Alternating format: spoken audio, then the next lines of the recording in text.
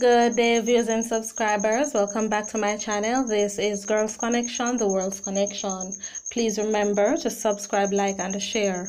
Also, click the notification bell to receive daily news updates locally and internationally. HIV horror. Nurse infected after being stabbed by patient pleads with government to pay up.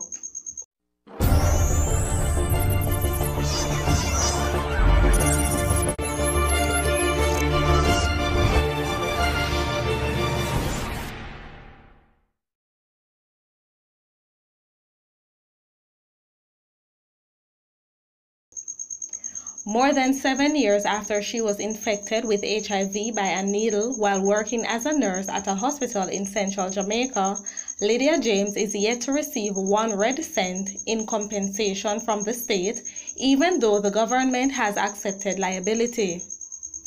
James, a mother of 5, has been living with HIV since September 2007, when she was stuck in her buttocks by an HIV patient on a ward.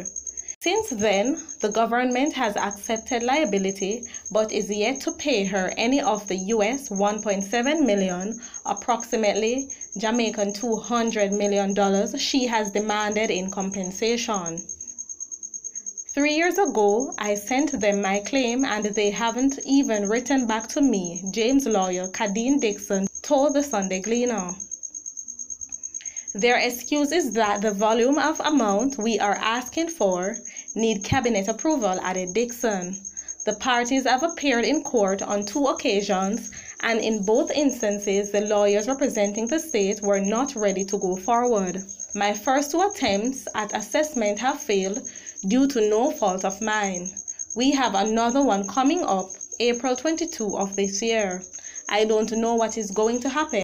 Because I realize where this is going, the delay in tactics, I sought to apply for an interim payment, which is easy in these cases. When you say, okay, then I admit, and nothing, lamented Dixon. The position of the government is upsetting to James, who was hoping for even a partial payment to purchase well-needed medication as her health deteriorates. I want to do a stem cell procedure at this place in Montego Bay, and it is over $200,000 to do 1 of the treatments, and I have to do 3, James revealed. My lawyer asked them to pay a small part to me just to let me go ahead and be able to do it, and they refused. And up to now, they are still not doing anything, and I need to get out of the system and spend the rest of time I have with my kids before I go. What I am saying is, how could something so wicked happen to one of your workers and you treat your workers so bad?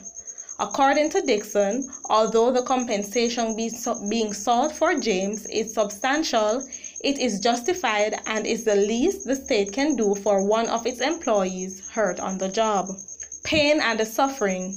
The amount of money isn't just plucked from the sky. It is certainly something that is quantifiable based on the heads of damage and the pain and suffering the claimant has suffered and the nutrition that she would need from day to day.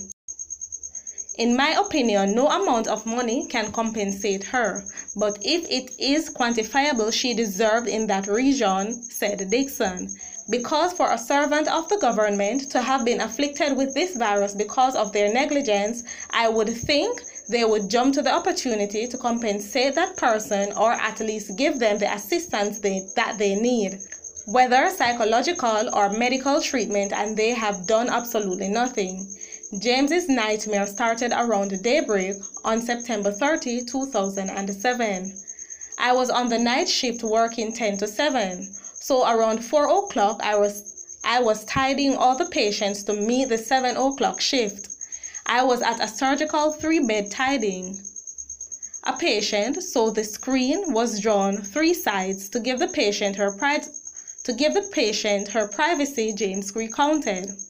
My back was turned to surgical 2 patient.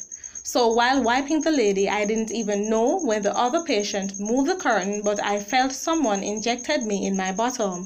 So I ran off and cursed a bad word because I was frightened. When I looked back, I saw the girl jumping in the bed and saying, "I have AIDS." I saw this patient for the first time when she jumped and stood in the bed. as she was admitted in the day and I was on the night shift, and when I went to work, the patients were sleeping. When I read the girl's docket, I saw where the doctor had ordered restraint, but no one had restrained the patient. According to James, there was no protocol in place at the hospital prior to the incident to guide persons on how to react if they find themselves in such a situation as the one she was faced with. The supervisor, who was on duty, said to me, "I think you should see a doctor at the I&E, accident and emergency, before you go." But up to 9 o'clock in the morning, there was no doctor at the I&E. So she then came back and said to me, "Never mind, you can go home because there is no doctor here," James said. The practical nurse said 6 months after she was injected, a blood test showed that she was HIV positive, despite being given antiretroviral drugs during the period. A test of her husband was negative. If it wasn't for the previous matron of the hospital and my mental health friend, I would have committed suicide because I have actually gone to the edge on that already. My CD count has started to drop, and I don't know if it is depression or everything that is going on with my husband that has come down on me. But it was over 900, and it make one drop from there to a little over 500. I know that my system is going down, James said. Name changed on request.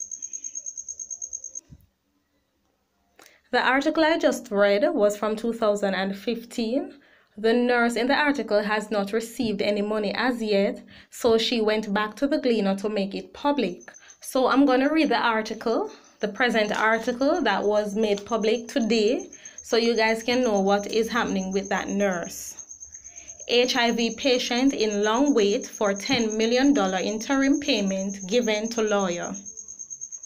Almost 2 months after the Ministry of Justice authorized an interim payment of $10 million to a nurse who contracted HIV while on the job at a hospital in central Kingston, she has not received the money and her lawyer has not said when she will be paid. The woman, Lydia James, contacted the Gleaner in September, more than 3 years after her story was first published by this newspaper, and sought to make it public that she had still not yet been paid. But checks with the Justice Ministry and the Attorney General's Chamber showed that $10 million had been paid to an account held by her attorney on August 28. Furthermore, Justice Minister Delroy Chuck confirmed to the Gleaner that the government has no outstanding debts for the judgment awards. Efforts to get a comment from the attorney has so far been unsuccessful, as she claimed that she was in dialogue with the Office of the Attorney General regarding the matter. Frustrated by the delay and with her health deteriorating with each passing day, James said she informed her attorney in September of her intent to go public again. She said she was also in dire need of 3 stem cell therapy procedures to slow down the virus in her system. James said in 2015, one treatment was costing $250,000. She said her attorney strongly advised against speaking to the media and instead opted to deposit $300,000 to her account for her to begin her treatment.